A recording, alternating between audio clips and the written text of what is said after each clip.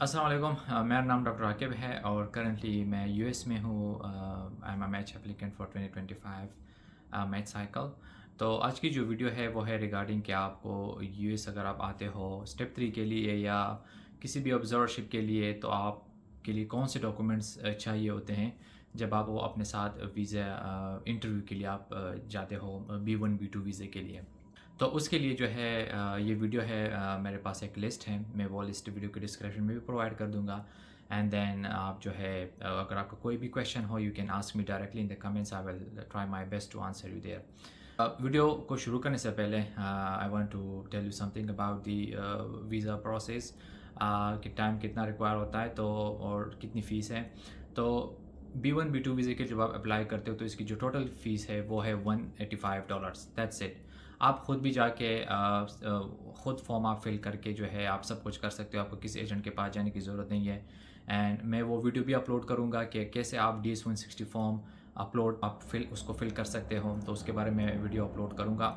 And then उसको step by step जितने भी वीडियोज़ होगी इंशाल्लाह मैं सारे वीडियोज़ अपलोड करूँगा। तो आपको DS-160 फॉर्म चाहिए होता है, उसको आपने फिल करना होता है। वो जो वेबसाइट है वो है ceac.state.government। उसके वेबसाइट पे जाके आपने DS-160 फॉर्म फिल करना होता है। एंड देन उस DS-160 फॉर्म पे आपको एक स्पेसिफिक नंबर मिलता है। वो नंबर पर आप ustraveldocs.com पे जाके जो है वो आपने वहाँ पर आपने एक अपना प्रोफाइल बनाना होता है, वहाँ पर वो नंबर आपने पुट करना होता है। And then you get a copy जिसके बेस पे आप जो है फ़ीस पे करते हो।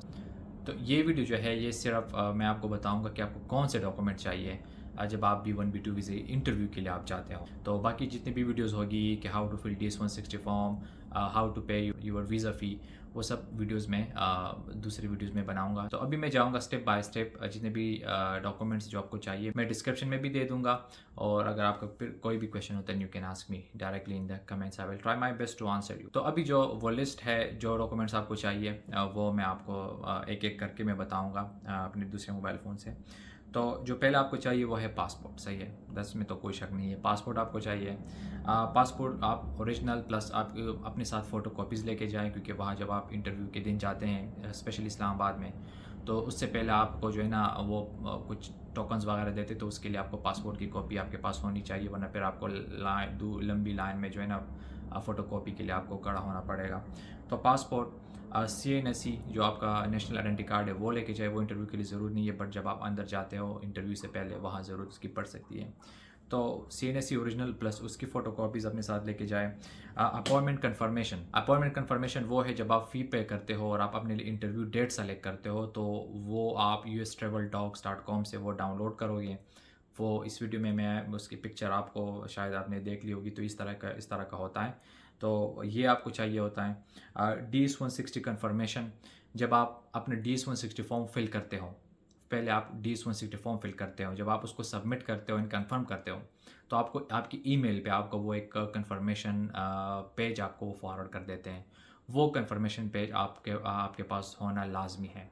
एक इंटरव्यू कन्फर्मेशन और एक जो है DS-160 कन्फर्मेशन पेज, ये आपके पास मस्ट होने चाहिए। फिर आती है पेमेंट स्लिप। अगर आप जो आपने पेमेंट की है, बैंक में जाके आपने पेमेंट की है, स्पेशली अलाइड बैंक में पेमेंट होती है, उसकी स्लिप आप अपने साथ लेके जाएं। पिक्चर्स अकॉर्डिंग टू जो भी यूएसए एम्बेसी की रिक्वायरमेंट्स है, 2x2 पिक्चर्स आपके पास होनी चाहिए, एटलीस्ट 2 पिक्चर्स। अगर आप ऑब्जर्वरशिप के लिए जाना चाहते हो, इलेक्टिव्स के लिए जाना चाहते हो, तो आपके पास वो लेटर होना चाहिए, एक्सेप्टेंस लेटर होना चाहिए। कुछ ऑब्जर्वरशिप इस तरह होते हैं वो आपको इन्विटेशन लेटर भेजते हैं, वो हो प्लस आपकी जो ऑब्जर्वरशिप अगर आपकी एक्सेप्ट हुई है उसका ईमेल या वो जो लेटर वो आपको PDF करेंगे ईमेल में, किसी भी डॉक्टर से या किसी भी हॉस्पिटल से जब जो भी जहाँ पर भी आपका एक्सेप्टेंस हुआ हो, वो आपके पास मस्ट होना चाहिए। फिर आता है करंट जॉब लेटर। अगर आप जो है ग्रेजुएट हुए हो, आपने हाउस जॉब वगैरह की और आप किसी जगह पर मेडिकल ऑफिसर की जॉब कर रहे हो, तो अगर आपके पास करंट जॉब लेटर होगा जिस जगह पे आप काम करते हो हॉस्पिटल में, तो वो आपके लिए हेल्पफुल इसलिए होगा क्योंकि वो आपकी जो है टाई को साबित करेगा कि यार ये बंदा जो है इसकी यहाँ पर जॉब है, तो ये जब यूएस जाएगा ये वापस ज़रूर आएगा अपनी जॉब को कंटिन्यू करने के लिए। ऐसा kind of no objection certificate, NOC जिसको कहते हैं, आप हॉस्पिटल से लेते हो और उसमें आप अपनी डेट्स मेंशन करते हो कि इस डेट से इस डेट तक मैं यूएस में होऊंगा एंड मैं देन वापस आऊँगा, तो it shows a strong tie to your home country. इसके बाद आता है अगर आपने स्टेप 3 के लिए जाना है, तो स्टेप 3 के लिए आपको सिर्फ जो यूएस से मिली स्टेप 3 का जो परमिट होता है वो आप अपने साथ लेके जाए। ہو سکے تو اپنی اسٹیپ 3 کی جو ڈیٹ ہے وہ بھی کنفرم کر کے جائیں. فار ایگزامپل آپ پرمٹ لے لیتے ہو آج، فار ایگزامپل آج نومبر ہے تو آپ لے لیتے ہو نیکسٹ ایئر اپریل مئی جون کی لے لیتے ہو.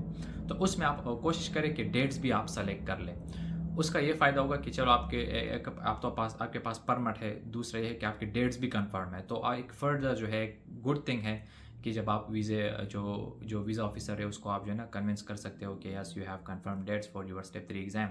تو وہ آپ کوشش یہ کریں کہ جب بھی آپ کے اسٹیپ 3 ایگزام ہو تو اس سے 2 یا 3 مہینے پہلے آپ کا انٹرویو اسکیجول ہونا چاہیے، تاکہ اگر آپ کو فار ایگزامپل بعد میں کوئی پلان چینج ہوتا ہے تو آپ اس کو فری آف کاسٹ جو ہے اپنے کنفرم کیا ہوتا ہے ڈیٹ، اس کو آپ چینج آگے پیچھے یا کینسل کر سکتے ہو. اس کے بعد FSMB انوائٹ لیٹر. اگر آپ اسٹیپ 3 کے لیے جانا چاہتے ہو تو جو FSMB ہے جہاں سے آپ اسٹیپ 3 کی رجسٹریشن کرتے ہو، ان کا ایک ای میل ہے جہاں سے وہ آپ کے ساتھ وہ کمیونیکیٹ کرتے ہیں. وہ ای میل میں یہاں مینشن کر دوں گا.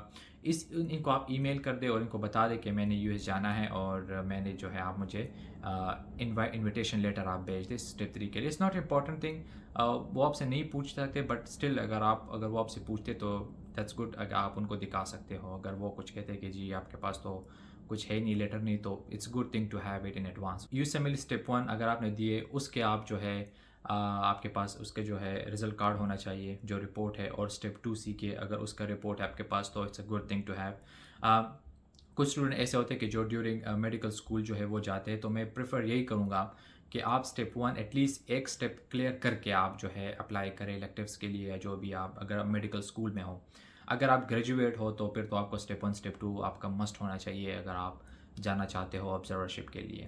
آپ کو صرف اسٹیپ 1 بھی ہو جائے گا، اسٹیپ 2 بھی صرف ہو تو ہو جائے گا، بٹ اگر دونوں ہیں، اگر آپ گریجویٹ ہو تو آپ کے ایٹ لیسٹ دونوں کلیئر ہونی چاہیے. ECFMG سرٹیفکیٹ اپنے ساتھ لے کے جائے، اس کے بارے میں پوچھ سکتے ہیں. مجھ سے بھی یہ ECFMG سرٹیفکیٹ انہوں نے مانگا تھا. اگر نہیں بھی ہے، کچھ نہیں پوچھتے، بہت مائنر کیسز میں پوچھ لیتے ہیں، بٹ اس کے بغیر آپ جو ہے اپلائی بھی نہیں کر سکتے اسٹیپ 3 کے لیے اگر آپ نے جانا ہے ECFMG سرٹیفکیٹ کے بغیر. اور اس کے علاوہ آپ کے پاس اپنی ڈگری ہونی چاہیے.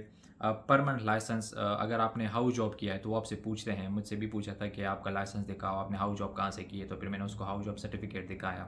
تو اگر آپ نے نہیں کیا اٹس اوکے، آپ ان کو بتا سکتے ہو کہ ابھی میری ہاؤس جاب شروع ہے یا وہ شروع ہوگی. جو بھی وہ آپ سے ریزن پوچھے، وہ آپ سے پوچھیں گے کہ واٹ اباؤٹ ہاؤس جاب، تو آپ اس کو پھر بتا دینا اپنی سچویشن کے مطابق. لیکن یہ چیزیں ڈگری، پرماننٹ لائسنس اگر آپ کے پاس ہے، اور ہاؤس جاب سرٹیفکیٹ اگر آپ نے ہاؤس جاب کی ہے تو تب یہ چیزیں آپ کے پاس ہوگی. ادر سپورٹنگ ڈاکومنٹس میں یہ آتا ہے کہ جیسے کہ بینک اسٹیٹمنٹ ہو گیا. پوچھتے نہیں ہیں، مجھ سے تو نہیں پوچھا، باقی بہت سے لوگوں سے میرا رابطہ کسی سے نہیں پوچھا، مطلب جن کو میں جانتا ہوں. بہت کچھ لوگوں سے پوچھ لیتے ہیں کہ آپ بینک اسٹیٹمنٹ دکھا دیں، یا کون آپ کو سپورٹ کرتا ہے، یہ جرنی آپ کی کون سپورٹ کرے گا، آپ جب US جاؤ گے ٹریول ایکسپینسز کون کرے گا.